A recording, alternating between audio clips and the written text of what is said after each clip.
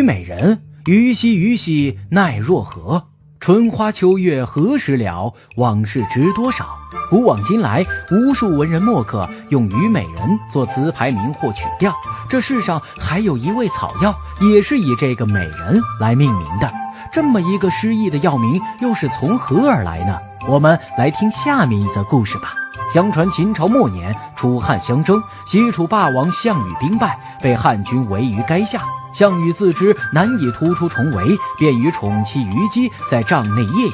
忽然听到楚歌四起，不禁慷慨悲歌：力拔山兮气盖世，时不利兮骓不逝，骓不逝兮可奈何？虞兮虞兮奈若何？虞姬也感到大势已去，含泪复唱河垓下歌，随着音乐翩翩起舞。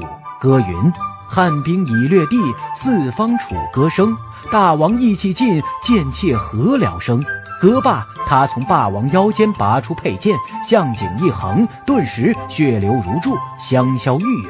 这就是秦朝末年最为凄美悲壮的爱情故事之《霸王别姬》，传颂千百年来，一直令人唏嘘不已。后来在虞姬的墓上长出了一种草，形状像鸡冠花，叶子对生，茎软叶长，无风自动，似美人翩翩起舞，娇媚可爱。民间皆传说这株植物就是虞姬的香魂所化，于是就把这种草称为虞美人草，其花便被称作虞美人。虞美人花朵上鲜艳的红色，据说就是虞姬飞溅的鲜血染成，似乎虞姬死后仍在，它变成了虞美人草。它的花期年年在春末夏初开花，即使转为草胎木质，依然执着的仍是那一份对霸王的坚贞与守候，还是像从前一样终年不停地为霸王展颜巧笑，弄衣翩跹。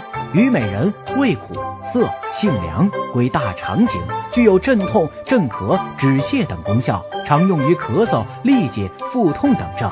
问君能有几多愁，恰似一江春水向东流。